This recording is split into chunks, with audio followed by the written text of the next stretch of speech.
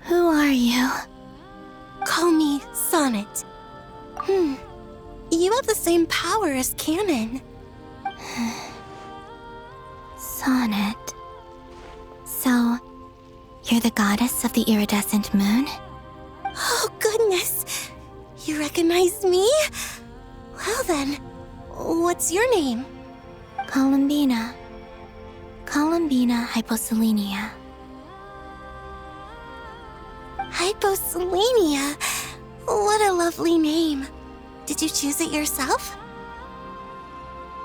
It was a joint effort between me and my friends. Friends? You mean your friends in the heavens? Huh? Oh, sorry.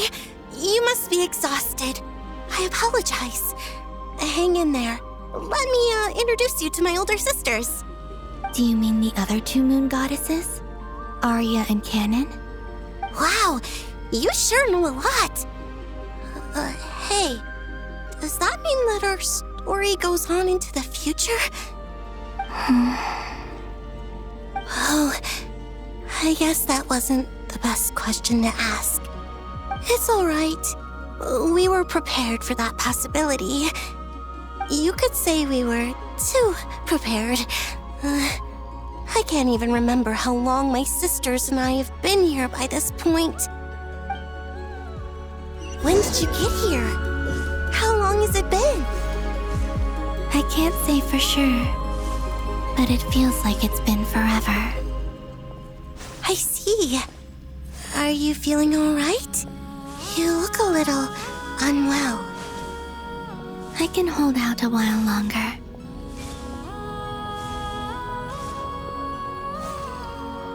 We don't have far to go. The place where my sisters and I are based is just up ahead. Don't worry, they're both really nice. I'll introduce you.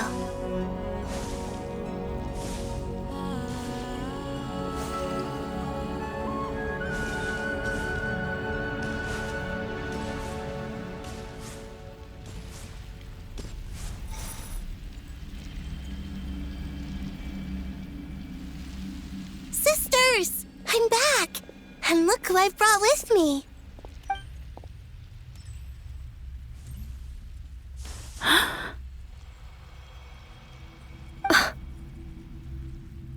It's our lovely little sister, born in the far future. The pleasure is all mine.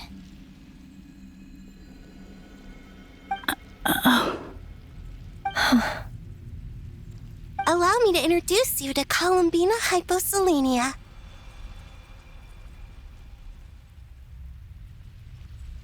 This is Arya, the goddess of the eternal moon. And this is Canon, goddess of the frost moon. Canon, don't you think Hyposelenia's power is similar to yours? Hello, Columbina. I apologize for our startled reaction just now. And please, forgive our little sister if she's been annoying you. She tends to talk a lot. It's fine. You seem shy. Don't worry, Columbina Hyposelenia. No one can hurt you here. Could you tell me where here is? Please. I must know.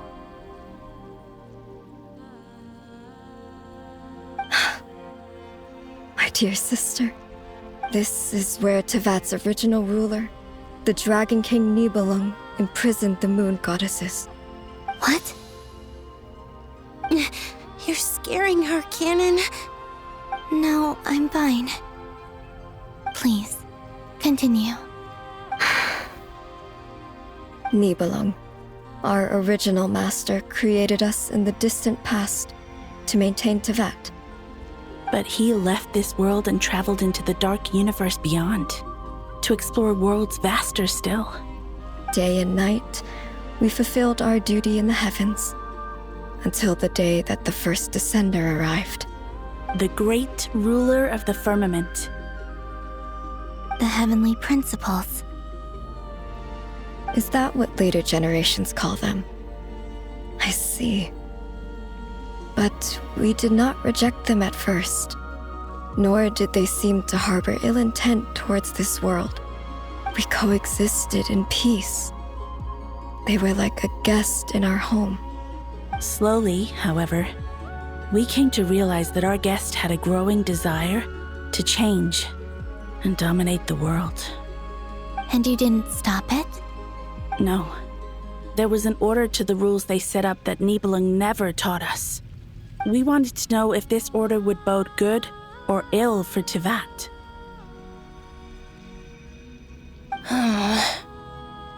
All right. Canon and I wanted to know. Sonnet was against it from the outset.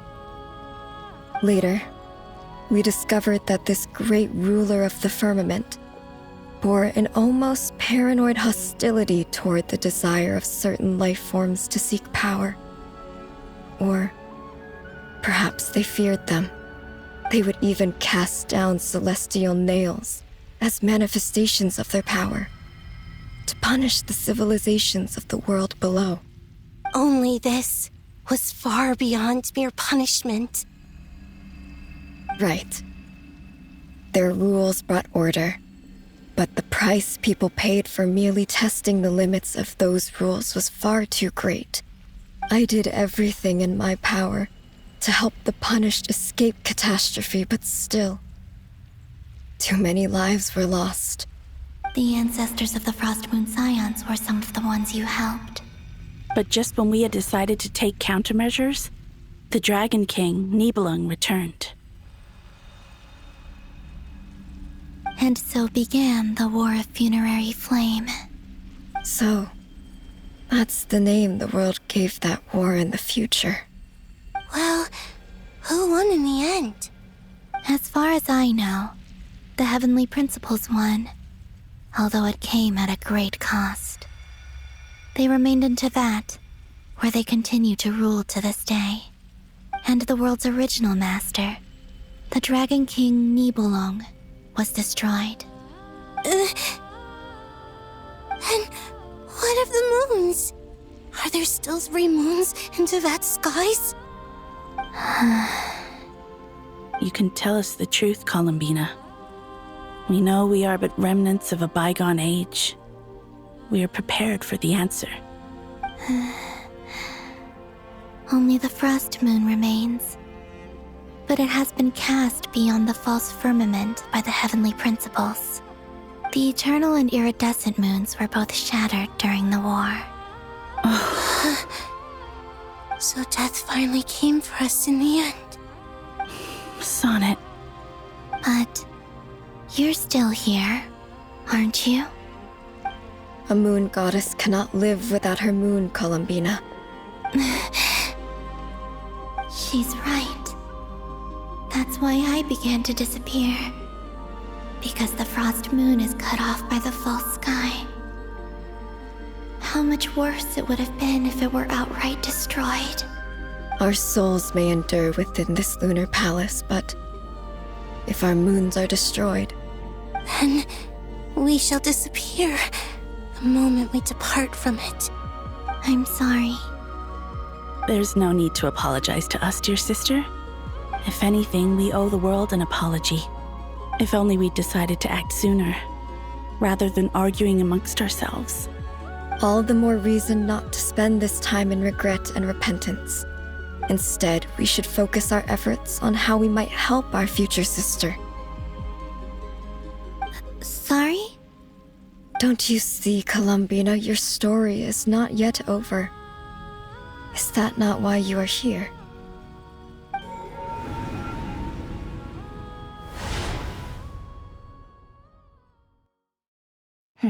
It's done.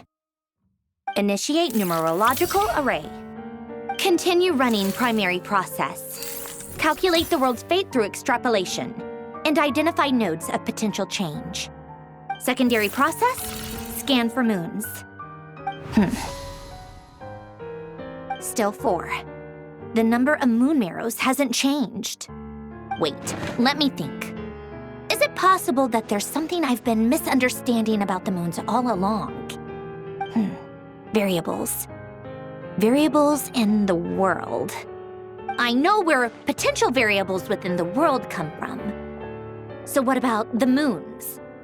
Are there any variables there? Like their life or death, for instance. What if being alive or dead makes no difference to a moon? But that's so strange. Even immortal gods can die. Why would the moons alone be? Wait! I've got it! If alive or dead is considered a variable, we might have had this wrong the whole time. No one ever said that a moon marrow equals a living moon. We just made that assumption ourselves. Initiate secondary process. Scan again, this time filtering out interfering perimeter, moon marrow. I don't care if they're natural or artificial. Get them out of my search results! Why? It says 3 moons still exist in Teyvat, even after excluding the moon marrows. But we know for a fact that 2 of them are dead. Redo the scan. Narrow the results to living moons and real moons. No, scrap that. Narrow it down to moons that have lunar authority and remain alive. Why? Why is it still 3? What is this, Columbina? Has the world lied to us? Or are you the one pulling the wool over our eyes?